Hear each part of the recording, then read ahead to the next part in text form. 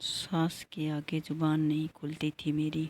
आज खुद सास हूँ तो बहू के आगे जुबान नहीं चलती। मन की इच्छा पहले ही दबी थी और आज भी जैसी दबी की दबी रह गई। आज ये दीवारें मुझे इतनी अपनी क्यों लगने लगी। 30 वर्ष की उम्र की गृहस्थी में इतना दीवारों को कभी अपनापन नहीं समझा, लेकिन अब महसूस हो रहा है कि इन दीवारों से ज़्यादा अपना कोई है ही नहीं। 30 वर्ष पहले इस घर में ब्याह के आई थी तो इतना इन दीवारों को अपना सास की तरह दीवार मानने लगी।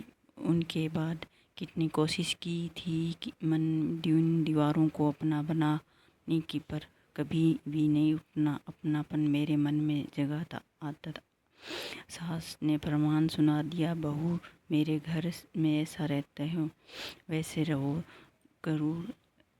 यही कहती, यह मेरे घर है, इसमें अगर किसी को मेरी बात नहीं मानी वह मेरा घर छोड़ सकता है। लेकिन आज दीवारें को सोते वक्त ऐसा लगता है कि जैसे ये दीवारें मुझसे कह रही है, देखो तुमने हमें ठुकरा दिया, हम तुम्हारा साथ दे कभी नहीं छोड़ेंगे। आज भी हम तुम्हारे साथ हैं। सब तुझे धोखे देते गए पर हम तुझे कभी नहीं धोखा देंगे।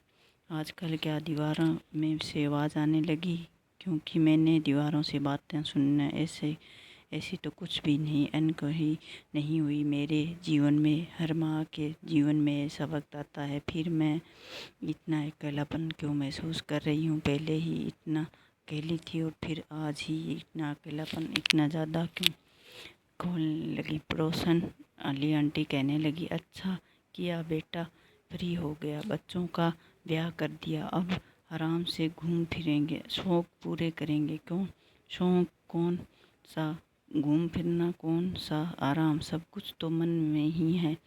और बहुत ज़्यादा पैसा से मन अगर स्वस्थ ना हो तो कुछ भी नहीं होता, और अगर जेब में पैसे ना हो तो नहीं हो सकता। ये ठीक है, जवानी जीवन में आराम भी, पर इतना कभी भी नहीं हुआ कि रोज़ रोज़ घूमने जाएं। कभी कहते भगवान का नाम ले कीर्तन में जाओ, कथाएं सुनो, पर जीवन भर मेरे घर की मेरे मंदिर का सब तो अब 50 वर्ष की उम्र में यह नए शौक कहाँ से पाल लिए। काम करने की सोचो तो लोगों ने यह कह कर काम नहीं दिया कि आपकी उम्र के लोगों को अब आराम करना चाहिए, क्योंकि 50 साल की उम्र में बूढ़े हो चुके हैं। अब फ्री सिर्फ भगवान जो भी आपके लिए नहीं सहारा लूँ।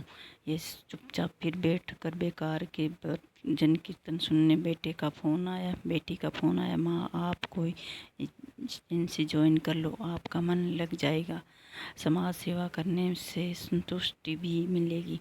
लेकिन एक मध्यम वर्ग गृहस्थी क्या करे जाने, यह समाज सेवा क्या होती है। जिसने सिर्फ सारी उम्र अपने घर से बाहर कदम ना रखा हो वह क्या समाज सेवा करेगी। बेटे का फ़ोन आया, 4 घंटों का सफ़र है, मम्मी जब आपको ज़रूरत होगी तो आ जाऊँगा, पर जब बहुत ज़्यादा बीमार पड़ती हूँ तब। बेटे का फ़ोन आया, मम्मी आऊँ तो जाऊँगा पर छुट्टियाँ नहीं मिली। नहीं बेटा मत आओ, मैंने कर लिया, तुम्हारे पापा ही है ना। मेरे मन में करना पड़ा व्यक्त की इस तरह दीवारों से कह रही थी कि कोई बात नहीं, हम है ना तुम्हारा ख्याल रखने के लिए, आराम कर लो, तुम तुम्हारे ख्याल रखो, हम ना सब थैंक यू। सो गए तो जीवन में इन दीवारों से इतना अपनापन का एहसास नहीं कर सकी। सारा जीवन सोचती रही कब इन दीवारों से पूछूं और कब इन दीवारों बनेंगी। यह बहुत ही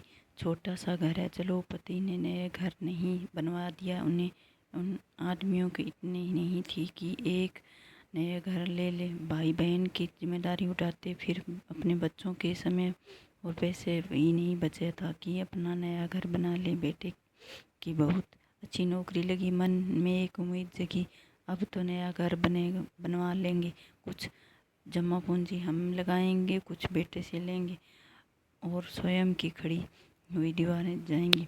अब पर अपने शहर से दूर अच्छी नौकरी लगने पर बेटे के मधुमक्खियों की तरह लड़कों बिन बनाने लगी। एक लड़की के प्यार में बेटा फंस गया और अंत में शादी का फैसला भी हो गया। बहुत अच्छी लड़की है, फिर